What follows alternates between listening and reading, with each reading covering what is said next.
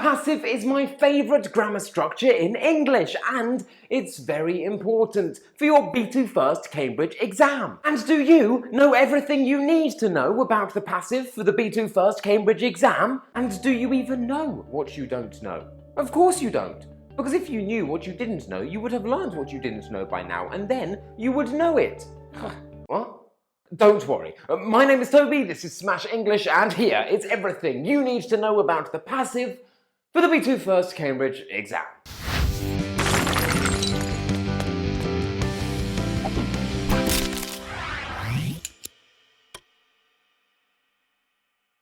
Let's start with why and when we need to use the passive, and then we will look at the horrible grammatical structures that will make your head hurt.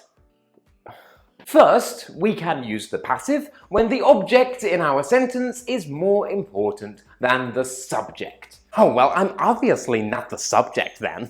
I'm super important, so I want to be the object. Yeah, Monica, I actually agree with you.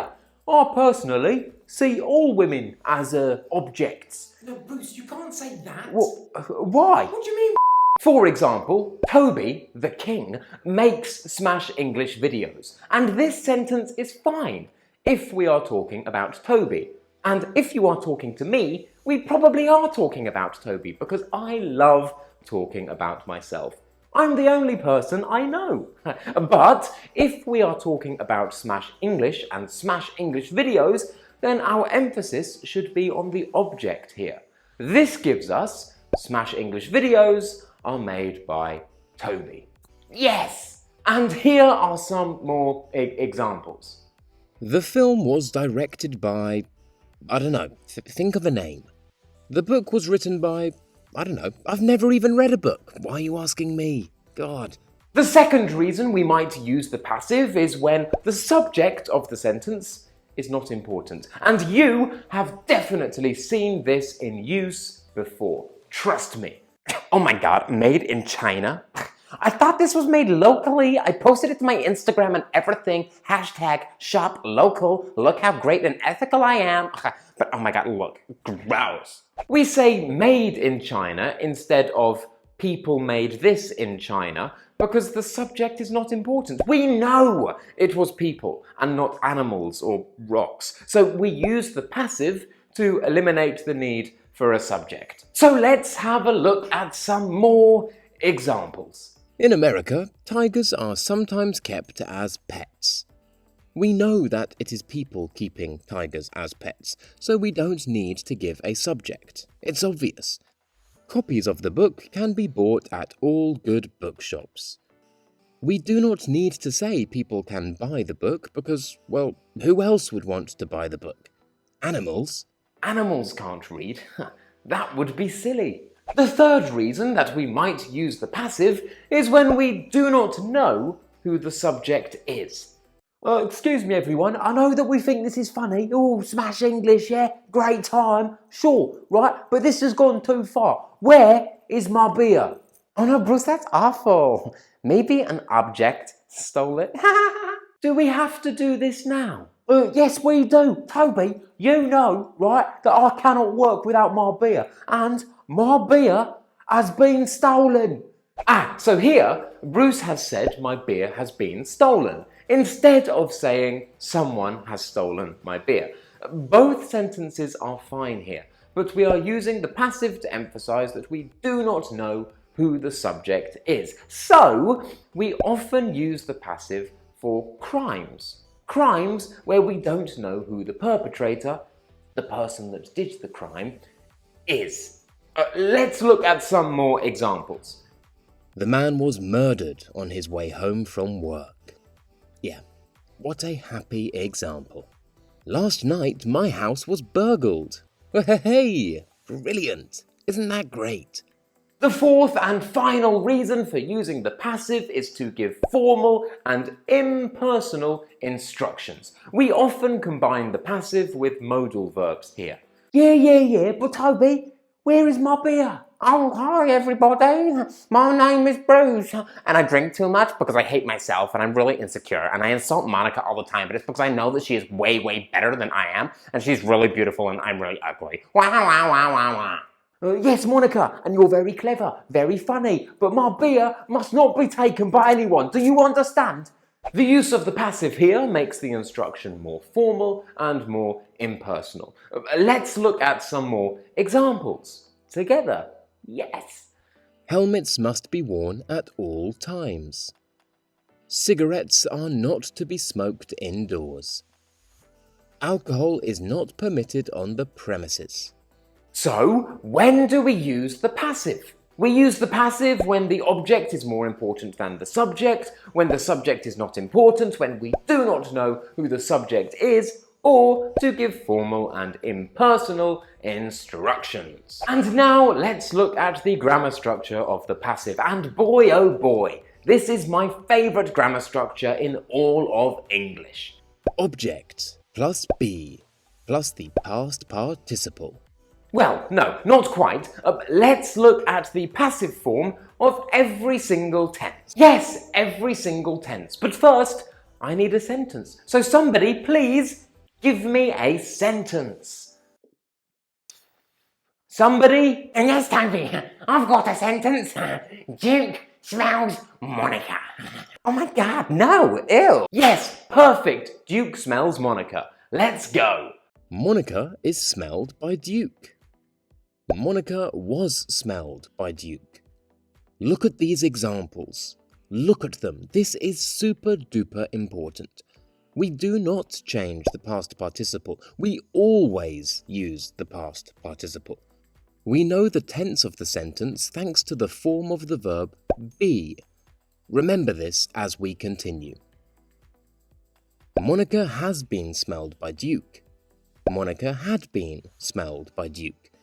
So here, with the perfect tenses, we have to add have or had as the auxiliary verb of the present or past perfect. After have or had, we need a past participle, so be becomes been. It looks difficult, but really, it isn't. Monica will be smelled by Duke. Monica is going to be smelled by Duke.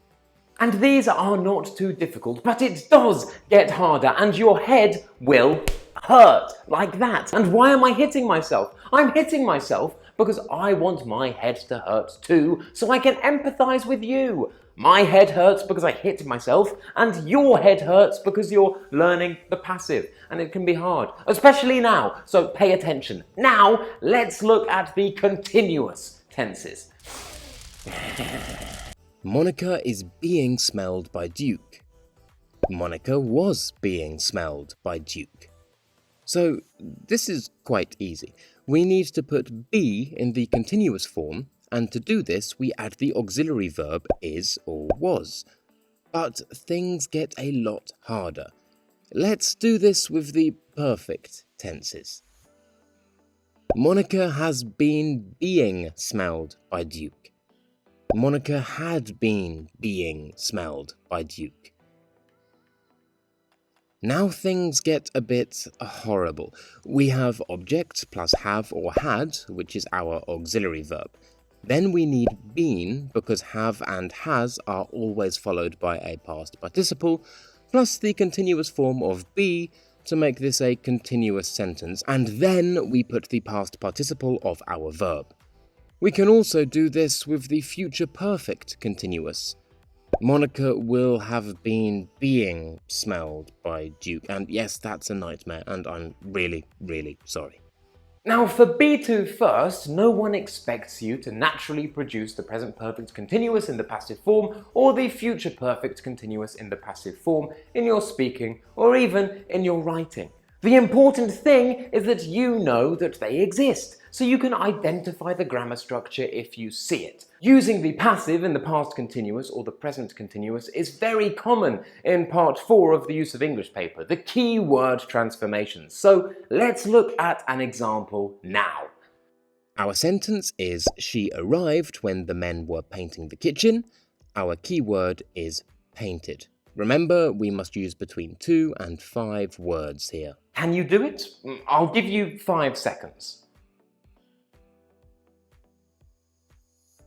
The kitchen was being painted when she arrived. We also need to know how to use the passive with modal verbs, but this really is not difficult. The grammar is just object plus modal verb plus be plus the past participle. Really easy. Monica must be smelled by Duke. Monica should be smelled by Duke. Monica could be smelled by Duke. Yeah, you get the idea. And finally, you need to be aware of passive reporting verbs. Seriously, these are important. So important that I include them in my B2 First essay structure that I think every B2 First candidate should use. And if you haven't seen that video, then what are you doing? It's a really important one, and you can watch it here as soon as this video finishes. Yes, yes. But to be honest, it's not difficult. Let me give you a lot of examples. The grammar is it plus be plus passive reporting verb plus that. It is believed that Smash English is great. It is being said that Smash English is fabulous. It has been asserted that Smash English is wonderful. It was thought that Smash English was terrible, but then people saw a video and changed their minds, and now they love it more than anything. We use these passive reporting verbs to talk about people's beliefs, thoughts, and opinions in a general, formal, and impersonal way. Seriously, these structures are great to use in your formal writing. So if you can use it in an essay or a report or a formal letter or email, the examiner will be so excited that they will eat your examination paper and then they will vomit it back up and give you high marks. Yes, that's what examiners do. They are like bees and your high marks are their honey.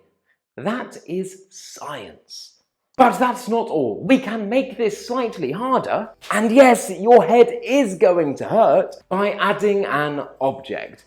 Let's see how we do this. Subject plus be plus reporting verb plus to plus present or perfect infinitive. Monkeys are thought to bring good luck in Thailand.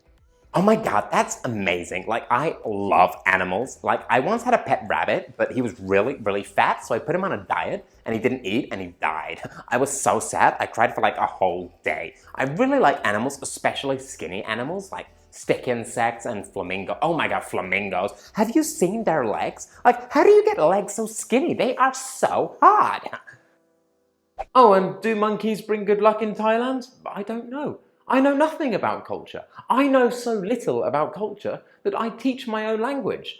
I haven't left my bedroom in 2 years. Don't ask me. God, it was just an example. Bruce's beer is believed to have been stolen by Monica.